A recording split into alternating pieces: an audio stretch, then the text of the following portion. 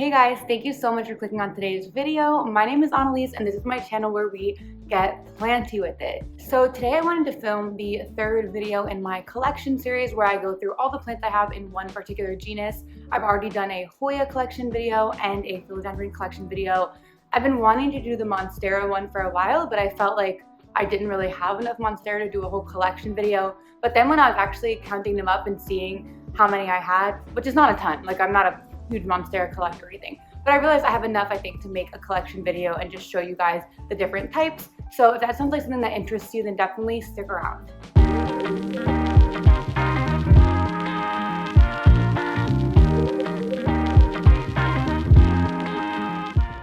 So my collection is all behind me here and I'm going to go through them in no particular order, just kind of whatever I grab. But I will start with the most classic Monstera, which is of course the Monstera deliciosa.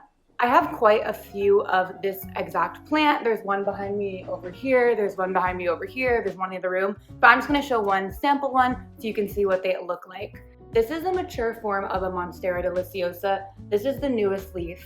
Can you see how beautiful that is? And it started out as a single leaf cutting with this one massive leaf. So all of the slits in this big guy are called fenestrations, and as they get more mature, they get these holes in the middle, which are another type of fenestration that just shows the plant is really mature.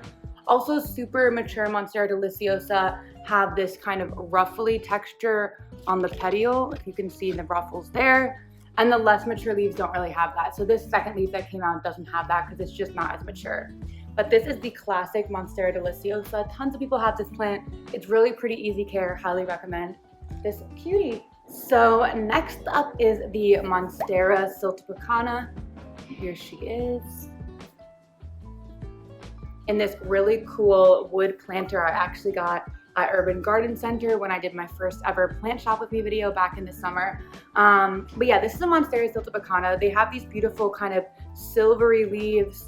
This guy's looking a little bit rough because there was an overwatering situation and I just had to repot it. I repotted it back in here, but I did change out the soil and I finally drilled a drainage hole in here, which it didn't have before.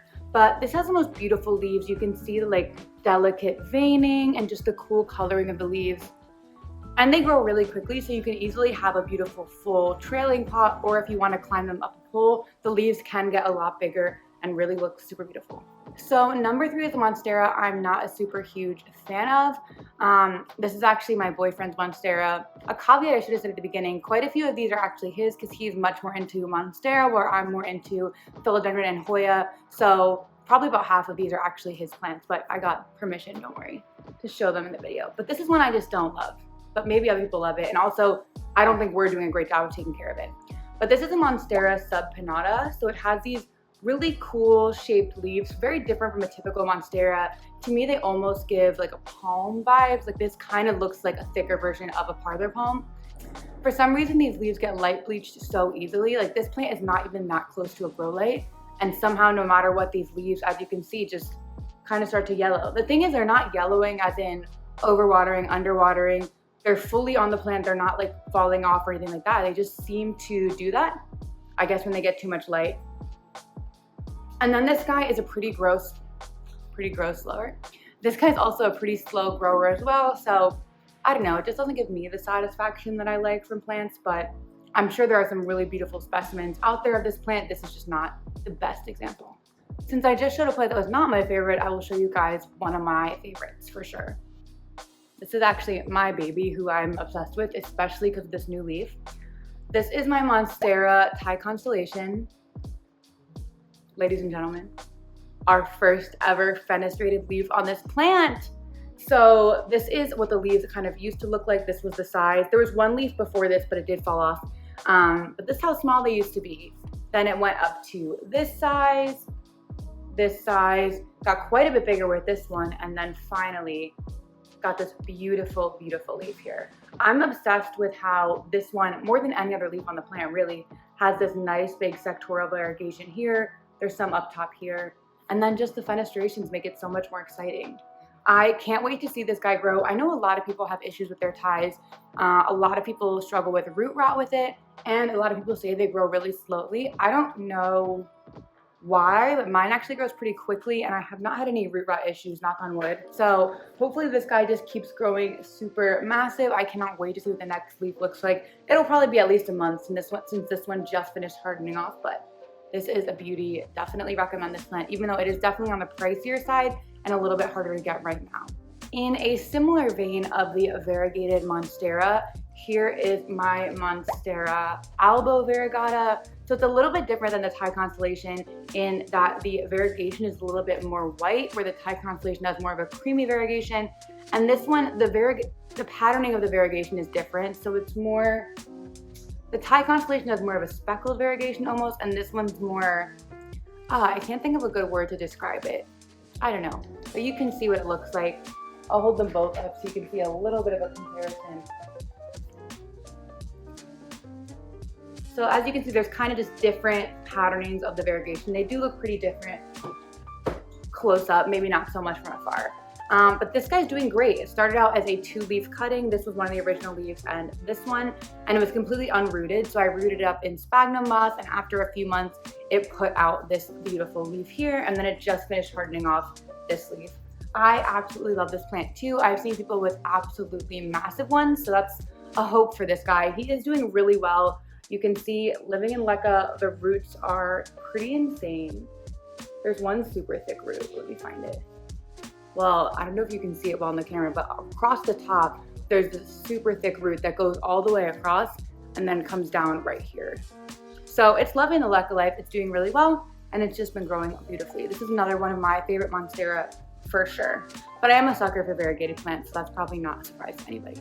I do have another Monstera ALBO that I actually got before that one, and it didn't have great variegation, so it put out quite a few reverted leaves. So I ended up cutting it a while back. I think I talked about it in my propagation video. I showed all the props I had from that one. I took a couple of propagations that had leaves on them, but I was left with 2 stem nodes at the bottom of the plant. So I decided to try to propagate them. These nodes actually were rooted because they were at the bottom of the plant connected to the soil, so they already had roots, but no growth obviously. So I stuck them in this little perlite propagation box I have going. In my prop video, I showed this and there was just 2 sticks in perlite, but I cannot even believe it. They're both growing.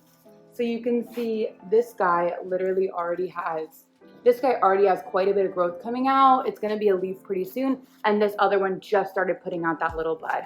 I actually can't believe this one. The top one I can believe put out growth, but the bottom one, if you look at it, it's like a brown stick. It looks basically dead, super woody looking. So I didn't think that would be able to put out growth, but I was like, why not throw it in here, set it and forget it, and they're both growing. So I can't believe that. I'm so excited to see what these look like. I have no idea how the variegation is going to be. There's not a ton of variegation on the stems from what I can tell, so we'll see. Either way, even if it's just a green Monstera, it is cool that it grew from a little node baby.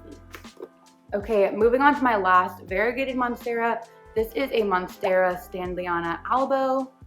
This is what she looks like. So it looks very different than the other types of Monstera I've showed so far in that there are no fenestrations. It doesn't have those, big split leaves, but it does have this really beautiful kind of oval leaf shape, and it has pretty unique variegation. So a lot of the leaves seem to come out more with this speckled variegation. That's a little bit more subtle, but still really pretty. But then occasionally you get a leaf that does this, which has this like nice, beautiful sectoral white variegation. This leaf has it. I just put it on this pole literally like 2 days ago because the leaves, as you can see, were getting smaller and it started to shoot out this runner situation. So I'm hoping that having it climb up something, even though it can't really attach to this, I'm hoping that helps. I'm still trying to figure out, and let me know if you have any advice on this, I'm still trying to figure out the best type of poles to use in LECA. I don't really like putting wood poles or even moss poles that have wood as a base in LECA because the wood can start to rot as it's sitting in water. So I'm still trying to figure out like the best way to do it. I tried wrapping one of these poles in moss. This is just a plastic pole that I got from somewhere, I don't remember. I've tried wrapping these in moss and that's worked okay, but moss poles are just so hard to maintain and keep wet. So I'm really liking cocoa core poles, but all of those have a wooden base, so I don't really want to put them in here. So if you have any insight, what do you put in LECA for your poles? For my Hoya, I do have some trellises that are metal that have been working really well, but they're just not big enough for, a plant this big. Although I guess I could try to get some metal myself and make a longer pole. Maybe I'll look into that and do a video on it if that happens. But anyway, this is the STANDLE ALBO. They also have a really beautiful version of this plant, which is the Aria version, which basically instead of the white variegation has yellow variegation. There's actually a few varieties of Monstera that have that. So the Monstera DELICIOSA, I showed you guys the ALBO and the Thai Constellation. There's also an Aria, which has that beautiful yellow variegation. Okay, this next guy, this is my boyfriend's pride and joy for sure. This is a Monstera LECHLERIANA. So you might look at it and say, is that not just an ADANSONI narrow form? Because that's kind of what it looks like. But if you see a super mature version, which I'll put a picture here, you'll see that it does look pretty different once it matures even more. Plus, actually looking at these leaves compared to a narrow form, the fenestrations are quite a bit bigger, at least in my experience from what I've seen. So we have it, it's a pretty big plant. Try to get the whole thing in frame, but I can't. But we have it climbing up this moss pole, and it's just been putting out amazing leaves, and it's right at the top, so we're gonna have to extend it somehow. But this is the most recent leaf, which you can see is a pretty good size, and these fenestrations are just absolutely massive. I think this is a plant that is not really ever talked about. People don't really get excited about this plant, probably because it's a little bit harder to find than just the ADANSONI, and the ADANSONI kind of fills the same space if you're not a Monstera enthusiast. But if you are into Monstera, I definitely recommend looking into this plant because I think the leaves are so stunning. I, for some reason, can't stand the narrow-form ADANSONI. I don't know why. It never grows well for me. It always looks weird. But this guy, I really do like because the leaves just get so beautiful and long. I'm loving it. I really don't know how we're gonna make this pole taller. That's the next challenge we're gonna have to figure out. But yes, this is the Monstera LECHLERIANA. Okay, next up is a Monstera that has had a lot of hype in the past year. It was a little bit hard to find for a while and pretty pricey, but since then it's grown a ton in popularity and become way more common and accessible. So now they're actually really affordable and you can find them even in big box stores. Costa Farm sells them. And that is the Monstera PERU. So that's this guy. It has these big, beautiful, kind of corrugated texture leaves. They're super unique. Again, this is a Monstera that does not look like any of the other Monstera really. It has its own really unique look. So you can have them kind of as a vining plant. As you can see, this was vining. The only thing I've noticed when you have them vining is they do tend to shoot out runners. They tend to shoot out really long runners, which is kind of annoying. That's why this one's been cut here because it had a few leaves that were propagating, but the rest of it was just a long runner. It didn't look great. You can also have them climbing up poles, which I think I would recommend. I'm hoping to put this guy on a pole sometime soon because that'll keep the leaves getting bigger and the leaves just look so awesome when they're massive like this. Right? This one actually goes really quickly as well, which is another reason I recommend it. And I think it's good for beginners because it gives signs of when it needs water. The leaves will kind of curl under themselves like that, which means that it's dehydrated and kind of like crunching in on itself. So you know it needs water. And it's just a stunning green plant, like really adds that beautiful jungly vibe. What's also great is the ones that Costa Farms at least is selling are these massive, huge baskets with numerous plants in one pot. So those will grow even faster and can make an even bolder statement in your home. Next up, I probably should have done this one at the beginning because it's one of the more common ones, but I was going in a random order and that's fine. This is the Monstera ADANSONI wide form.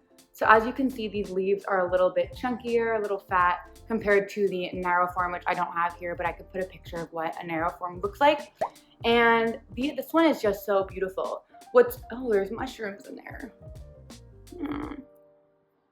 Technically, that's a good sign. It means apparently that the soil has a good composition, I guess, I've heard, but I usually take them out because they kind of freak me out, but I'll do that later.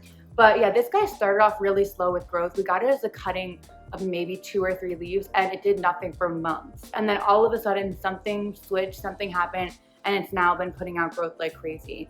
I absolutely love this plant. I just think the leaves are so cute. Like they're so like round. Like they're so cute. And they have the cutest little fenestrations. These are also great to have as a climbing plant. If you can see, there are these aerial roots there. Those are the 2 nubs. And if they're next to a pole, they can grow into the pole. That helps them grow bigger leaves as they climb up it. So this is another great one. These are also super accessible, easy to get, and fast growers once they get started growing. Whew. Okay, I have 2 more that I do not have behind me because I couldn't really move them from their location. So I will just show you guys some B-roll of what they look like. The first is a before I say this name, just be clear that I'm totally gonna butcher it. So read the name on the screen instead of really hearing what I'm saying because I'm saying it wrong. And that is the Monstera YAGUENSIS. I just changed how I was saying it. I was saying it differently before, which was more wrong. I think this is closer, but probably still not right. But anyway, this is a super cool fenestrated Monstera. I'll show a picture of the mature form. We've been really trying hard to have ours mature, having them climb up everything, but it's a very slow process with this guy at least to get the leaves to grow bigger. So as you can see on our plant, the leaves are getting bigger as it grows, but no fenestrations yet, none of that like cool mature leaves. So hopefully one day, I don't know if that level of maturity can even be reached though in a household environment. I know for some plants that's not really realistic. They need more of an outdoor, full sun, bright light, humidity climate like in Florida or something. So we may never get there, but we're gonna keep trying. Hopefully one day we'll have a mature version of this plant. And then last up, but definitely not least, is the Monstera PINNATIPARTITA. This plant is so beautiful. Again, I'll put a mature version's picture up on the screen as well so you can see it. What's interesting about this guy is the texture of the leaves actually look kind of similar to a Monstera PERU, but their growth pattern is different. And as they mature, those leaves actually can fenestrate. So I think we have one fenestrated leaf, which is the original leaf that came on the plant. And then since then, it's just been putting out slightly smaller leaves, non-fenestrated leaves, but it's starting to grow up the wall, which is why I couldn't move it from where it is. So we're hoping once it adheres to the drywall, that will help the plant start to mature and grow those beautiful, beautiful leaves. So this is so embarrassing, but I totally forgot to include our newest Monstera, which is a variegated Monstera ADANSONI that we got from Planted by Christy. This is the mint variegated form and it's absolutely beautiful. The newest leaf is unfurling and it looks like it's going to have some really awesome white variegation. And the leaf before that was actually a half moon leaf, or kind of like a half moon leaf. I'll insert a picture here so you can see it better, but it's been doing absolutely amazing. Well, that is it for my Monstera collection video. I hope you guys enjoyed. Comment down below what's your favorite type of Monstera. Are there any that you think I should add to my collection? I'll say my top two I would want to add are a Monstera Aria, which is so exorbitantly expensive, so I'll probably never have, and a sport variegated Monstera, which are also super hard to find. So those are my top two that I'll probably never get, and that's okay. But what is on your Monstera wish list? Definitely comment down below and let me know. Anyway, it was great chatting with you guys, and I'll see you next time. Bye!